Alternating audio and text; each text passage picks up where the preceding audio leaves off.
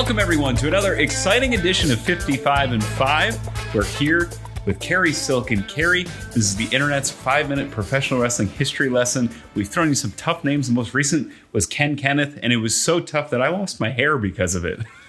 Well, I lost my hair years and years before that, so I'm not getting. I can't blame Ken Kenneth.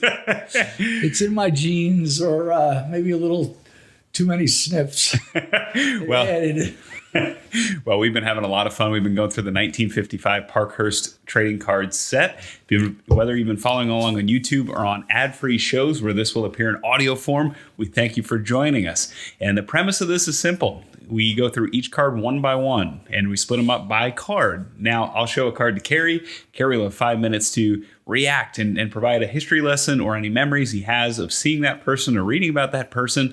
Sometimes we get a stumper. If we get the stumper, I have a nice safety net, this time in the form of a large piece of paper that we will read the information from, just so that you, the viewer and listener, don't go away empty-handed. So, Cary, I have one today that I think is a slam dunk, and I'm going to show it to the crowd and the audience right now. If you're watching on YouTube, you can take a look right over the top of our spiritual advisors, Uncle Gunny and Captain Lou Albano. And now, Cary, I'm looking at the clock. You have 5 minutes to tell us about the great Bearcat Wright. Bearcat Wright. Okay. First of all, what a physique. Yeah. And the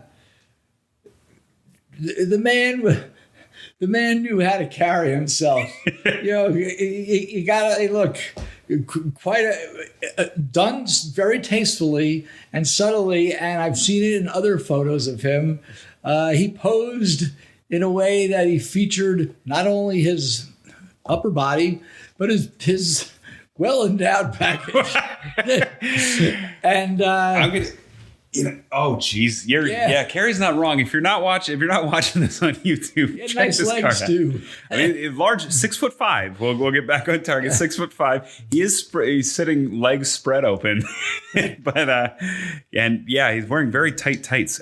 Cary, what can you tell us about the great Bearcat Wright? Never got to see him live, but I certainly saw his name for years as a kid with the wrestling magazines. And later on, collecting these posters. Mm-hmm. I would see his name. He was on either some Capital Wrestling or the Tony Santos promotion. Yes. Where was he ever champion? He had a claim to one of the great history makers in terms of African-American wrestlers. He is generally acknowledged as the first African-American world champion because of his win over Fred Blassie in '63, 5 days before the I Had a Dream speech. And he won the WWA or NAWA championship out there. You're right, though. Even before that, he beat Killer Kowalski in the Boston Gardens and for Big Time Wrestling for Tony Santos's promotion. So Bearcat Wright, Sweet Daddy Siki, and Bobo Brazil were the first three. I hope the big three, the most notable. I might get called out on if someone knows that another great black star that precedes them. Please let me know. But to my knowledge, those were the first three. Maybe there was one from an earlier era. But anyway, Bearcat Wright was also, thanks to my conversations with Kevin Sullivan. And somehow his name came up a few weeks ago. And although Kevin told me he never met him, he had a lot of good information on him. So this is, I appreciate, so this is not Cary's great stories. It's coming from Kevin Sullivan. He was very tough to do business with occasionally. Sure, and he refused to drop the title back once he won it from Freddie Blassie, allegedly.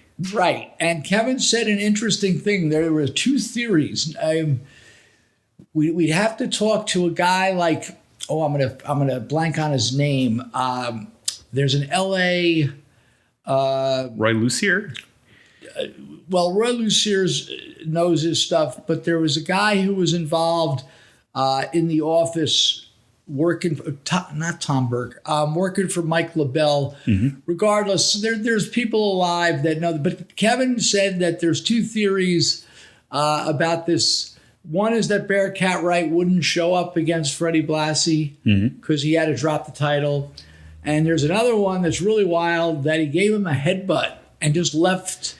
After some alleged racist comments. Yes. Yeah. And I was, I've always been a big Freddie Blassie fan, but Kevin told me he wasn't the nicest person as far as, he was, he was a very racist guy. Yeah, allegedly he was saying some nasty things, but it's interesting, and I could buy either of those because he went on to have a pretty great career after that. I mean, before that, we mentioned he beat Killer Kowalski for the Big Time Championship.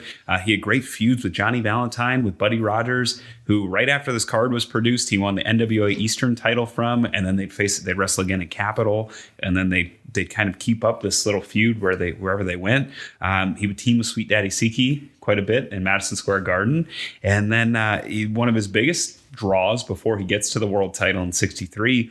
He's second from the top in Kaminsky, kind of a test run for the match of the century underneath Pat O'Connor versus Yukon Eric. Really? Which drew 30,000, a huge gate. And so that preceded the Buddy Rogers, Pat O'Connor. Right. Yeah, because it would be Rogers who would go on to beat O'Connor for the title. He would go on to be a huge draw in Alberta, the other big time wrestling, so not to be confused with the Boston one. Capital, Detroit, breaks the color barrier for good in Indiana. There was some resistance there with Dick the Bruiser's WWA, and he breaks down the color barrier there. San Francisco, the AWA, WCW in Australia, Portland, the other AAA in Arizona, which featured the other Madison Square Garden. Hawaii, Florida, Crockett. And then he ends his career, as far as anybody can tell, teaming with Greg the Hammer Valentine in a series of matches against Antonio Inoki, which is pretty neat. And what year was that? 75.